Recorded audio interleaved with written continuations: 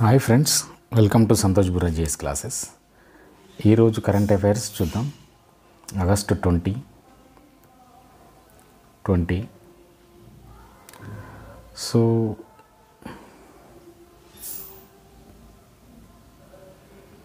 అంతర్జాతీయ అంశాల్లో భాగంగా మన మొదటి అంశం అత్యంత లోతైన నీటి యాత్ర. నీటి లోపల మన వాళ్ళు ఆగస్టు 15 సందర్భంగా, ఇండిపెండెన్స్ డే సందర్భంగా జెండా ఎగరవేయడం జరిగింది. ఇది అట్లాంటిక్ మహాసముద్రంలో జరిగింది, 5,000 మీటర్ల లోతులో. ఇది ఫస్ట్ టైం. సో ఇచ్చేసింది రాజు రమేష్, అలాగే commander Jatinder Paul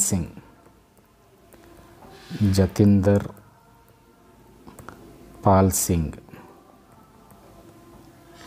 Raju Ramesh and Jatinder Pal Singh అనే ఇద్దరు 5,000 మీటర్ల లోతులో అట్లాంటిక్ మహాసముద్రంలో ఈ జెండాను ఎగరవేయడం జరిగింది. ఇది మొట్టమొదటిసారి ఇంత లోతులో భారతీయ త్రివర్ణ పతాకం ఎగరవేయడం. మన నెక్స్ట్ అంశం, ఇది మీకు స్క్రీన్ పైన కనిపిస్తున్నది ఒక ట్రామ్, అంటే లైక్ ట్రైను. సో ఇది దక్షిణాసియాలోనే మొట్టమొదటిది. సో దీన్ని చూడంగానే ఇది ఎక్కడనో మనం జపాను లేదంటే ఏదో బాగా అభివృద్ధి చెందిన దేశాలు తయారు చేసినా అనిపిస్తుంది. బట్ ఇది ఎక్కడ అనేది మీకు చెప్తే షేక్ అవుతారు. ఇది ఎక్కడ అంటే పాకిస్తాన్. దీని ప్రత్యేకత ఏంటంటే ట్రాక్లెస్, కింద ట్రాక్ లేదు. సో ట్రాక్లెస్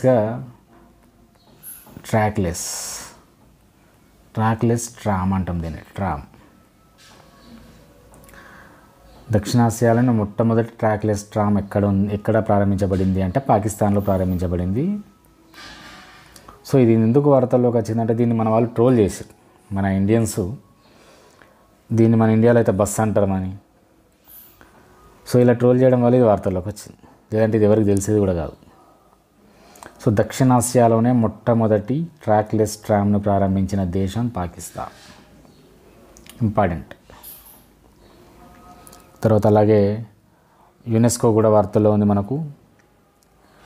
యునెస్కో 2022 నుంచి 2032 ఈ దశాబ్ద కాలాన్ని అంతర్జాతీయ స్వదేశీ భాషా దశాబ్దం అని ప్రకటించింది. అంతర్జాతీయ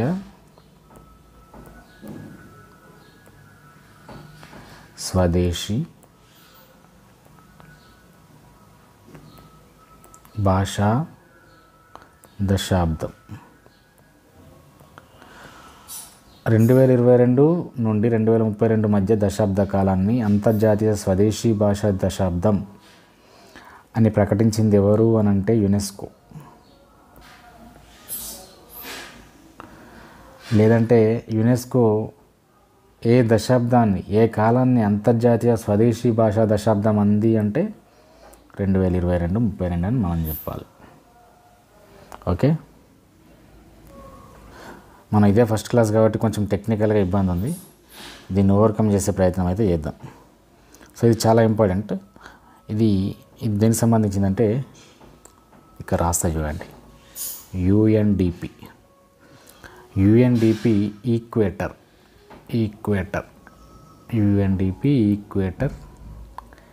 ఇనిషియేటివ్ అవార్డు చాలా ఇంపార్టెంట్, ఖచ్చితంగా రావడానికి ఛాన్స్ ఉన్న బిట్ ఇది. UNDP equator initiative award. కొంతమంది అనుకోవచ్చు ఎప్పుడు వస్తుంది సార్, ఇంకా నోటిఫికేషన్ లేదా ఎప్పుడు వస్తాయి. నోటిఫికేషన్స్ వస్తాయి, ఎందుకంటే అది రాకుంటే మనం ఏం చేసేది లేదు. వాడు ఇస్తాడు, మనం రాయాలి. సో ఇవన్నీ మన దగ్గర పెట్టుకుంటే ఉపయోగపడతాయి.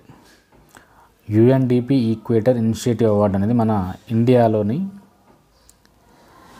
బీబీ ఫాతిమా మహిళా సంఘం, SHG సెల్ఫ్ హెల్ప్ గ్రూప్. ఇది కరెంట్ అఫైర్స్లో చాలా ఇంపార్టెంట్. 100% ఛాన్స్ ఉంది ఇది రావడానికి. ఎందుకంటే ప్రపంచం మొత్తంలో 10 సంస్థలు ఎన్నిక చేస్తే అందులో ఇదొకటి. UNDP equator initiative award, Bibi Fatima మహిళా స్వయం సహాయక సంఘం, సెల్ఫ్ హెల్ప్ గ్రూప్ మహిళా సంఘం అది. ఇది ఎక్కడ అంటే కర్ణాటకలోని తీర్థ అనే విలేజ్. ఈ ముఖ్యంగా ఇది కర్ణాటక రాష్ట్రము. తీర్థ విలేజ్, తీర్థ అనే విలేజ్. ఇది ఇక పూర్తి డీటెయిల్స్కి పోతే కొండుగల్ తాలూకా, ధారావాడ్ జిల్లా. మొత్తానికైతే కర్ణాటక అని గుర్తుపెట్టుకోండి. తీర్థ village. UNDP equator initiative award పొందింది మహిళా సంఘం. దీని పేరు బీబీ ఫాతిమా. ఈ యుఎన్డిపి ఈక్వేటర్ ఇనిషియేటివ్ అవార్డు అనేది ఈ సంవత్సరం women and youth leadership for nature based climate action అనే థీమ్తో నిర్వహించారు. సో ఇది ఈ సంవత్సరం తీసుకున్న థీమ్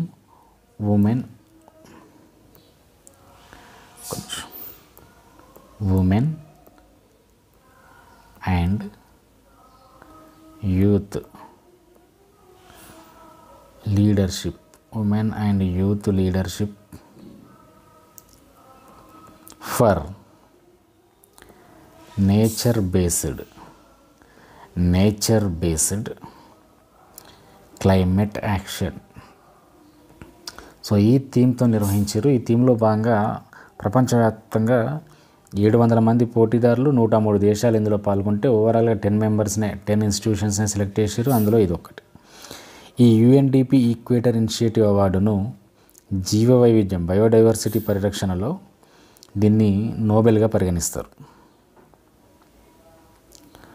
ఓకే, ఇది ఈ ప్రైజ్ మనీ వచ్చేసి $10,000 ఇవ్వడం జరుగుతుంది. ఇప్పుడున్న రేట్ ప్రకారం నియర్లీ 8.5 lakhs. ఓకే, ఇది జాతీయంలో భాగంగా మనం చూసాం. అలాగే ఒడిశా రాష్ట్రానికి సంబంధించి ఒడిశా చేనేత పరిశ్రమకు బ్రాండ్ అంబాసిడర్గా మాధురి దీక్షిత్ని ఇటీవల నియమించుకోవడం జరిగింది చేనేత బ్రాండ్ అంబాసిడర్. మనకు చేనేత వీక్ ఉంది వారం. సో అది ఎప్పుడో మీరు కామెంట్ చేయండి. అలాగే ఒడిశా తన అధికార సమాచారం అంటే గవర్నమెంట్కి సంబంధించిన ఇన్ఫర్మేషన్లో హరిజన్ అనే పదాన్ని వాడకూడదని నిర్ణయించింది. హరిజన్ అనే పదాన్ని వాడకూడదు. హరిజన్లు, గిరిజనులు ఈ పదాలన్నీ కూడా గాంధీ ప్రాచుర్యంలోకి తీసుకురావడం జరిగింది.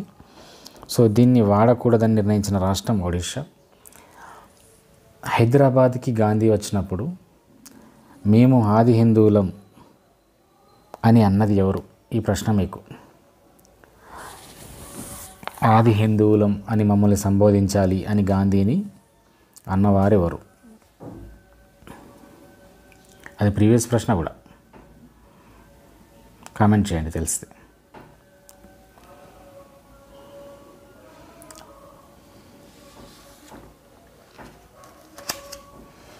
ఇది వచ్చేసి జేపీ సేనానీస్ అని చెప్పి బీహార్ రాష్ట్రంలో, బీహార్లో ఎలక్షన్స్ ఉన్నాయి కాబట్టి దేశం మొత్తం బీహార్ చుట్టే తిరుగుతుంది ఇప్పుడు ప్రతిదీ కూడా.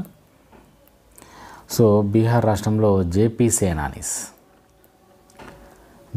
సేనానీస్ అంటే ఎమర్జెన్సీ కాలంలో జయప్రకాష్ నారాయణ సో నిర్వహించిన కార్యక్రమాలు ఏవైతే ఉన్నాయో, ఈయనతో పాటు ఎవరెవరైతే ఈయన అనుచరులు 6 నెలలకు పైగా జైలు శిక్ష అనుభవించిన వాళ్ళు ఎవరైతే ఉన్నారో వాళ్ళకు ఇన్ని రోజులు 15,000 15,000 రూపీస్ వాళ్ళకు పెన్షన్ రూపంగానో ఏదో రకంగా గవర్నమెంట్ అందించేది, ఒక లబ్ధి చేకూర్చేది. దాన్ని 30,000 చేసింది బీహార్ గవర్నమెంట్. 6 నెలలకు పైగా జైళ్ళు ఉంటాయి. ఒక పథకం తెచ్చి జేపీ సేనానీస్ అని ఒక పథకం తెచ్చి ఈ కార్యక్రమం చేసింది. జేపీ సేనానీస్ అనే పథకం అని అడిగితే బీహార్ రాష్ట్రం 6 నెలల కన్నా కొంచెం తక్కువ ఉంటే వాళ్ళకి 7,500 ఉండేది, వాళ్ళకి 15,000 పెంచింది పర్ మంత్. ఇలా రాష్ట్రంలో 3,354 3,354 మెంబర్స్ ఉన్నారు. వాళ్ళకు ఈ పథకాన్ని వర్తింపజేస్తుంది బీహార్ రాష్ట్రం. జేపీ సేనానీస్. ఇవి పీవీ సెల్స్లో మన target 100 gigawatts solar power modules తయారీ మైలురాయిని భారత్ చేరుకుంది. 100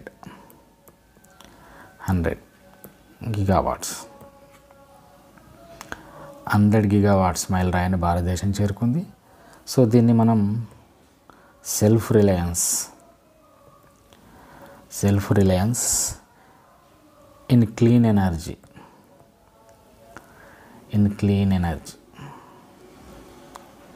అని పిఎం మోడీ వ్యాఖ్యానించడం జరిగింది. ఆత్మనిర్భరత క్లీన్ ఎనర్జీలో మనం ముందడుగు వేసినామని చెప్పింది అంతే. ఇది దీనికి సంబంధించి. సో ఇంకా న్యూజిలాండ్కి సంబంధించిన ఒక అంశం మిస్ అయింది. అలాగే ఒక్క నిమిషం ఇలా ఓకే. హంగోర్ క్లాస్ యుద్ధ విమానాలు పాకిస్తాన్. ఇక్కడ మనం పాకిస్తాన్ గురించి మాట్లాడుకున్నప్పుడే ఇక్కడే హంగోర్ క్లాస్ జలాంతర్గాములు, సబ్మెరైన్లు. ఇవి జలాంతర్గాములు. ఈ ట్రాక్లెస్ ట్రామ్ కూడా చైనానే తయారు చేసి ఇచ్చింది, కాకపోతే వీళ్ళు ప్రారంభించారు కాబట్టి ఆ క్రెడిట్ వీళ్ళకే. ఈ హంగోర్ క్లాస్ అనే జలాంతర్గాములు చైనాకు సంబంధించినవి పాకిస్తాన్కి అప్పగించడం జరిగింది. హంగోర్ క్లాస్ ఇప్పుడు పాకిస్తాన్కి అప్పగించడం జరిగింది, తయారు చేసింది చైనా. అలాగే ఇటీవల ప్రాంతీయ వార్తల్లో భాగంగా హసిత బాష్పాలు అనే బుక్ని సీఎం రేవంత్ రెడ్డి ఆవిష్కరించడం జరిగింది. ఈ బుక్ను రాసింది శ్రీరామ్, పాలమూరు, మహబూబ్ నగర్, రచయిత శ్రీరామ్. హసిత బాష్పాలు, బుక్ నేమ్ హసిత బాష్పాలు. అలాగే తెలంగాణ కళాకారులు, డప్పు కళాకారులు, పేరిని కళాకారులు వీళ్ళందరూ కలిసి ఇటీవల న్యూజిలాండ్లో ఒక ప్రోగ్రాం నిర్వహించడం జరిగింది. న్యూజిలాండ్. అలాగే నాగాల్యాండ్ గవర్నర్గా అజయ్ బల్లా ఆల్రెడీ మణిపూర్కి గవర్నర్గా ఉన్నారు ప్రస్తుతం. సో నాగాల్యాండ్ కూడా అడిషనల్ ఛార్జ్ ఇవ్వడం జరిగింది. లా గణేశన్ ఇటీవల మరణించడం నాగాల్యాండ్. సో ఈ నేపథ్యంలో అజయ్ బల్లాకి ఇవ్వడం జరిగింది. ఓకే ఫ్రెండ్స్, ఇది కరెంట్ అఫైర్స్ సంబంధించి ఇంపార్టెంట్ అంశాలు. దాంతోపాటు మనం న్యూస్ పేపర్ చూద్దాం. ఓకే ఫ్రెండ్స్, న్యూస్ పేపర్ చూద్దాం. ప్రపంచం చూస్తుంది, నువ్వేంటో చూపించు. ఇది మనకు కొంచెం సింక్ అయ్యే రకంగా ఉంది. ప్రపంచం చూస్తుంది, నువ్వేంటో చూపించు.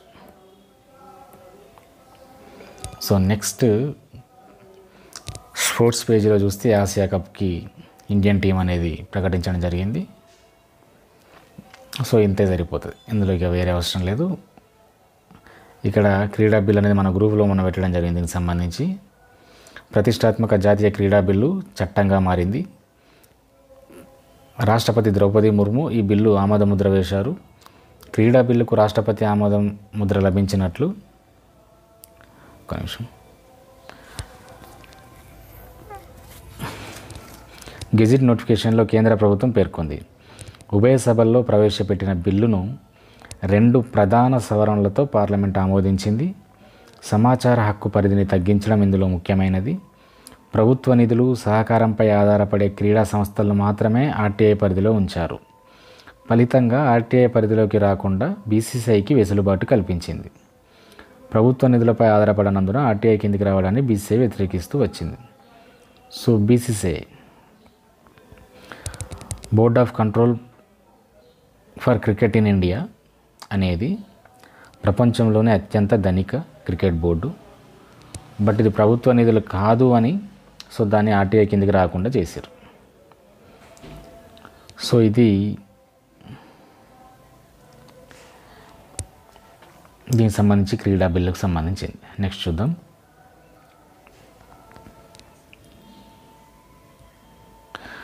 సో ఇక్కడ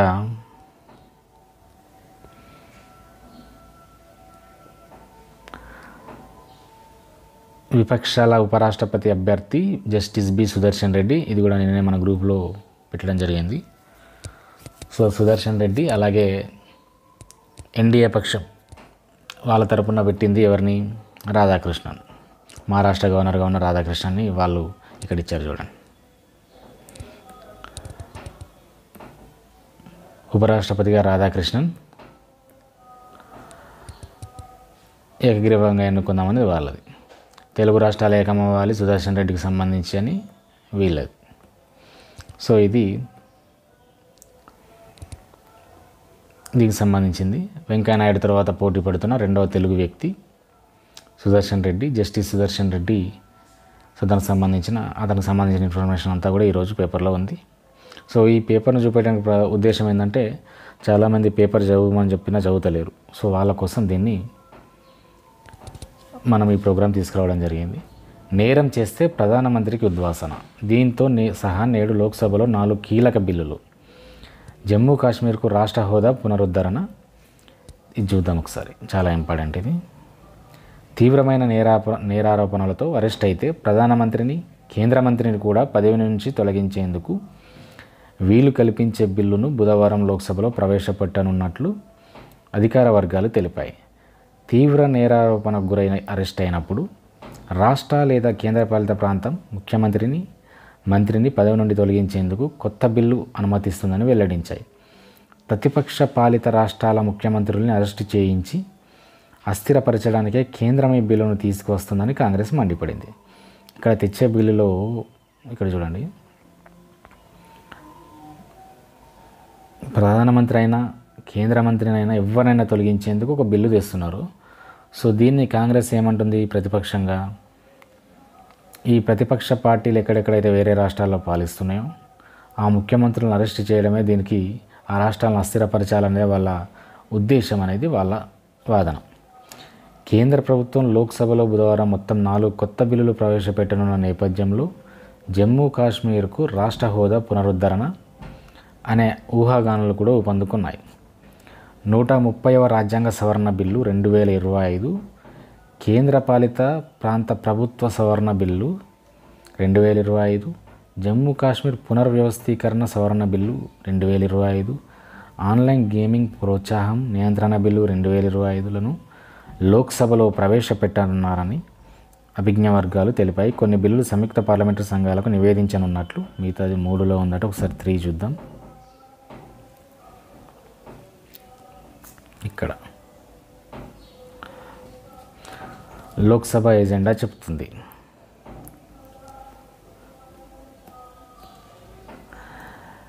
జమ్మూ కాశ్మీర్ బిల్లు ఆ ప్రాంతానికి రాష్ట్ర హోదా కల్పిస్తుందా అనే ఊహాగానాలకు ఊతమిచ్చింది. సో ఇది ఆన్లైన్ గేమింగ్ నిర్వహణకు నేరంగా పరిగణిస్తూ రూపొందించిన ఆన్లైన్ గేమింగ్ బిల్లుకు కేంద్ర మంత్రివర్గం మంగళవారం ఆమోదించింది. దీనిని బుధవారం పార్లమెంట్లో ప్రవేశపెడతారు. ప్రధాని నరేంద్ర మోదీ అధ్యక్షతన మంగళవారం సమావేశమైన కేంద్ర కేబినెట్ పలు ప్రతిపాదనలకు సమ్మతి తెలిపింది. ఆన్లైన్ గేమ్స్, ఈ స్పోర్ట్స్, ఆన్లైన్ సోషల్ గేమ్స్ మధ్య విభజన చూపించేలా బిల్లును రూపొందించారు. నిబంధనల్ని ఉల్లంఘించి ఆన్లైన్ గేమ్స్ అందిస్తున్న వారికి 3 ఏళ్ల జైలు శిక్ష, 3 ఏళ్ల వరకు జైలు శిక్ష, 1 కోటి వరకు జరిమానా లేదా ఈ రెండూ విధించాలని ప్రతిపాదించారు. సంబంధిత అడ్వర్టైజ్మెంట్లలో భాగం పంచుకున్న వారికి గరిష్టంగా 2 ఏళ్ల జైలు శిక్ష, 50 లక్షల వరకు జరిమానా విధిస్తారు. వీటి ఆర్థిక లావాదేవీల్లో ప్రమేయం ఉన్న వారికి గరిష్టంగా 3 ఏళ్ల శిక్ష, 1 కోటి వరకు జరిమానా వేస్తారు. నేరాలు పునరావృతం చేసేవారికి శిక్షాకాలం, జరిమానం మరింత పెరుగుతాయి. ఆన్లైన్ గేములు ఆడేవారికి శిక్షల్ని ప్రతిపాదించలేదు. వీరిని నేరంలో పాలు పంచుకున్న వారిగా కాకుండా బాధితులుగా చూస్తారు. రాజస్థాన్లోని కోటా బుందీలో 1507 కోట్లతో హరిత విమానాశ్రయ నిర్మాణం. కోటా బుందీలో 1507 కోట్లతో హరిత విమానాశ్రయ నిర్మాణం కేబినెట్ ఆమోదం తెలిపింది. భువనేశ్వర్లో 8307 కోట్లతో చేపట్టే 6 వరుసల ప్రాంతీయ వలయ రహదారి. ఇది ఇక్కడ చూడండి అడ్వర్టైజ్మెంట్లో భాగం. ఎందుకంటే ఇటు రీసెంట్గా మనం ఆన్లైన్ గేమింగ్, ఆన్లైన్ బెట్టింగ్లో ఇక్కడ తెలుగు రాష్ట్రాల్లో సినిమా హీరోలు వీళ్ళందరూ కూడా భాగం పంచుకున్నారు.